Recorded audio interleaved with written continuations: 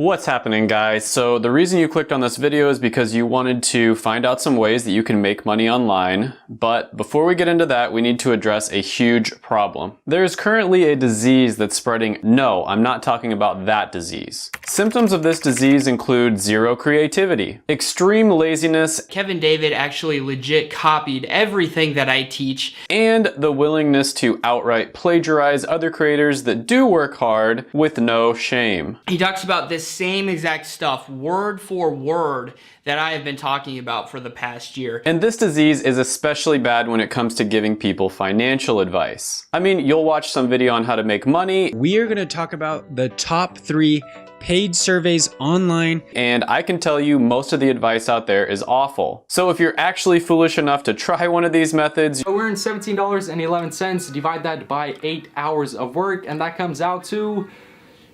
$2.13 per hour. You're probably going to be very disappointed. But don't worry, because I got you covered, fam. Over the years, I've tried a lot of the make money online stuff out there, and there are a few methods that do actually work. I started trying all sorts of different side hustles and small business ideas as a teenager, and there were a few methods that actually worked, even for somebody who didn't have any experience and was broke. It's so easy, a caveman could do it. The best method that I found made me nearly $100 an hour. And everything that I mentioned on this list is going to be either something that I've tried myself or close friends of mine have done. So it's not going to be some copy of something that you've already seen 100 times. So first on this list is going to be how to sell pictures of your feet. Just kidding. I don't think anybody would want to buy something like that from me.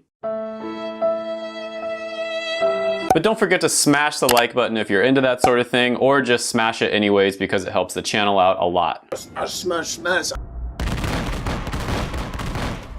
Thank you. But yeah, I'm amazed that this video has over 2 million views in just a few months. That blows my mind. But anyways, the real number 5 on the list is going to be online tutoring. Now, I actually started doing this one while I was in college, and by the time I stopped doing it, I was making over $100 an hour. So the story goes, I was in college, going through undergraduate, trying to get into pharmacy school, and there's this test that you have to take in order to get into pharmacy school. It's an entrance exam called the PCAT. So I really wanted to do well on this test, and I scoured the internet forums. I basically bought like every book there is to try to do really well on it. And there were a ton of different resources out there. Some of them were pretty good, some of them were really bad, and then there were a few that were really good. I also asked a bunch of people that did really well on the test, and some people were just naturally really smart and they were going to do well on the test anyway, so it didn't really matter what they studied. And then others were really good at researching what the best options were. And so it took me hundreds and hundreds of hours of studying and exploring and trying different things out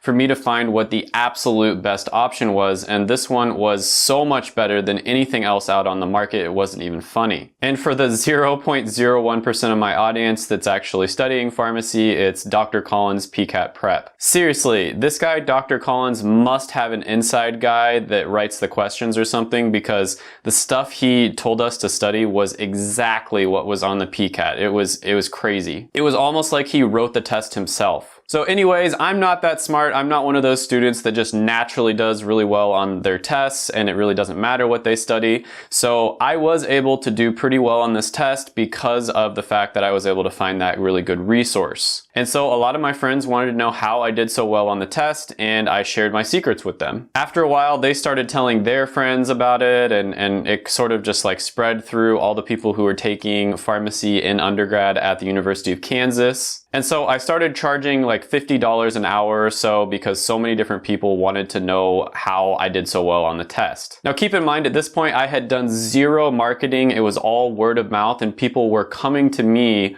wanting to pay me just to tell them which resources to buy and basically how to go about studying for the test. So I started off by charging around $50 an hour, and eventually it got up to the point where I was charging around $150 an hour. And this was a win-win for both parties involved, because I was saving them hundreds of hours of time that they would have wasted studying and trying different resources that weren't nearly as good, and I was probably saving them thousands of dollars. A lot of companies would offer options where you would fly to a study facility for like a week, pay them several $1,000s, and they would supposedly tell you everything that's going to be on the test. But this option that I offered was much easier. You didn't have to fly anywhere, you didn't have to pay thousands of dollars, and it was getting people much better results. And on top of that, I was reinforcing my prior knowledge, which ended up helping me a lot in the future. So I was basically getting paid to get better at what I was doing already in the first place. So obviously this is going to be different from person to person. Most people watching this probably didn't go to pharmacy school, and so they can't tutor people on the PCAT, but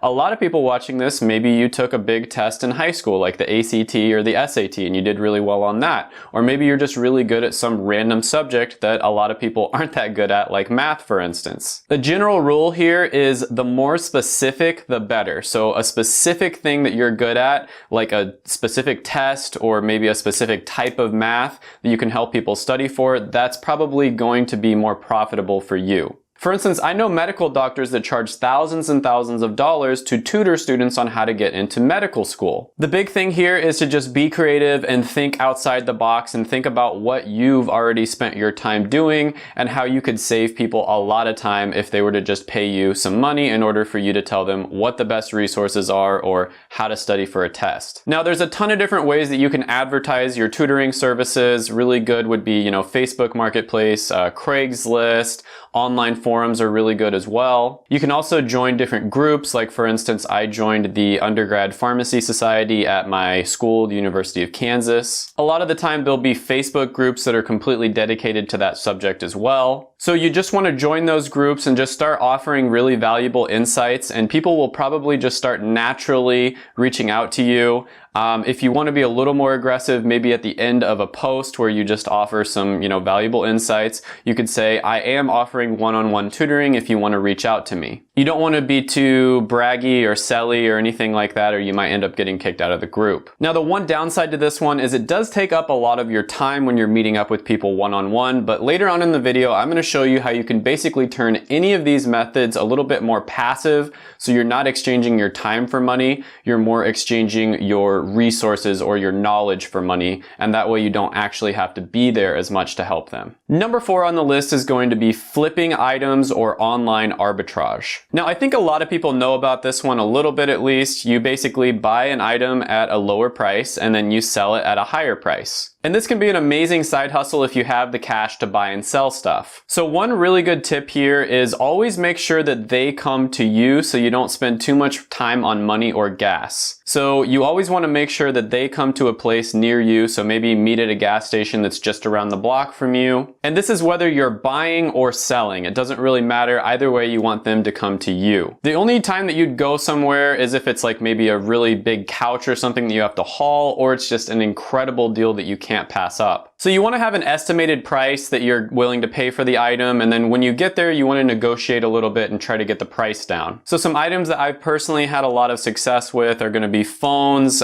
game consoles, laptops, different like accessories like iPods, for instance. Perfume and cologne is a really good one as well. And then video games as well. You can also do this on eBay as well. An item that I saw selling really well on eBay, for instance, was different buttons on a keyboard. So people would just go out and buy a bunch of different keyboards, and then they'd sell the individual buttons on eBay for like $3 each. The trick here is to just be creative and try to think of different things that people are searching for and wanting to buy online. And you want to avoid items that are in a really competitive niche, like something that a big company would be selling, for instance. You want to totally avoid those sorts of items because there's just no way you can compete with a big company. People do this with cars all the time as well. They'll buy like a broken down car and then they'll sell each individual part on eBay or online for much more than what the whole car is worth. And if you're not self-quarantining and you're willing to leave the house, you can also go out to garage sales or go thrifting. Anyways, you can find amazing items at garage sales for pennies on the dollar. Antiques and collectibles can be really great for making money. Furniture can be really great too if you have the room to store it, because a lot of the times when students move out, they'll just leave their furniture on their lawn. There are a ton of options here, and ever since I got my first vehicle when I was about 16 years old, I started doing this, and I've been making really good money doing it basically ever since then. And it's kind of hard to say how much you make per hour because it's kind of here and there, but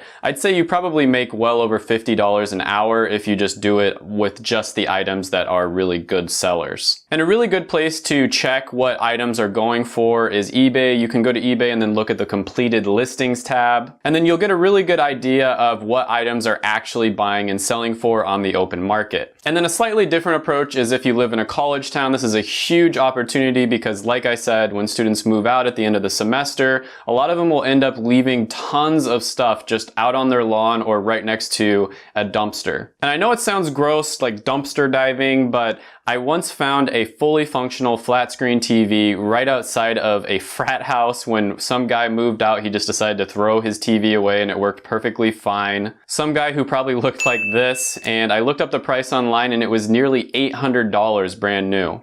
Thanks, Chad. Now this one can be great as a full-time gig, but it's also just really good as a side hustle as well. Something that you can do once in a while. You kind of just wait for something to fall into your lap. Don't spend too much time on it. So number 3 on this list is going to be teaching English online. So 2 really great resources for this are going to be Cambly as well as QKids, and these are ones where you can just basically get started with this. And I think this one is pretty self-explanatory, but you basically teach people that are not from the United States of America how to speak and write in English. With Cambly, you're making around $20 an hour when you first start off. With QKids, it's around $10 an hour. QKids is a little bit easier to sign up for than Cambly. And usually they just want to chat a bit, and you don't have to be like an expert in English. You don't have to have an English degree or anything like that. They basically just want to have a normal conversation with normal American or dialect, if that makes any sense, with somebody who is from the USA. Now you can start off on these websites just to get a little bit of experience, and then after you've done it for a little bit, you kind of know the ropes,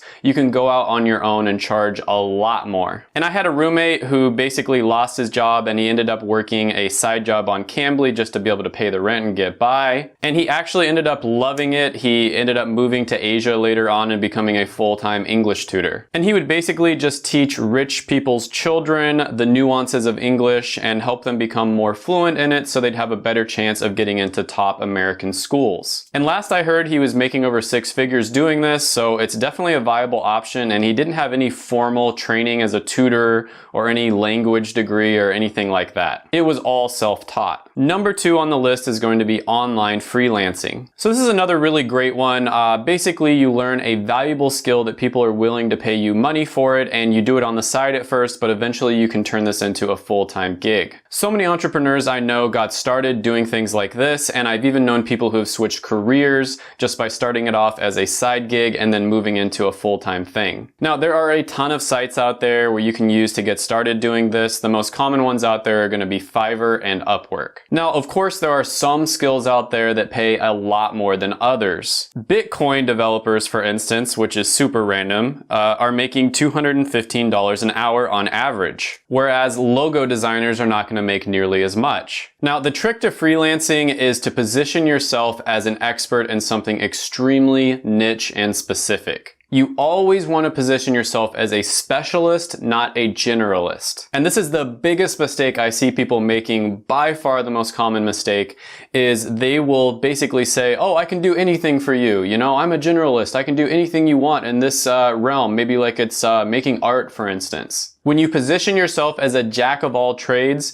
you end up getting paid less. You can look at this with doctors or lawyers, basically any profession out there. If you are a specialist, you're going to get paid more than if you are a generalist. Generalists get paid less, they have less fun, they're less respected, they get worked a lot more, and they probably won't even get as many jobs. What you want to do is find a very specific skill that pays very well and has a lot of demand, learn how to do that skill, and then position yourself as a specialist and an expert with that specific skill. For example, if you're a photographer, consider becoming an expert on event photography specifically. If you're into online business, maybe you should consider becoming an expert on lead magnets specifically. Or maybe you got a business degree, you want to kind of switch careers, you can consider positioning yourself as an expert on pricing and strategy consulting. If you're in the computer science world, you're a programmer, consider becoming an expert on image object recognition. I think you get the point here. There are certain skills that are going to pay you over $100 an hour, and then there are others that are completely saturated. You're not going to make that much from them. And you want to position yourself as an expert and an authority on those specific skills that make quite a bit of money. Now, when you first start off, you're probably not going to make nearly as much. You have to do an amazing job for all of your clients,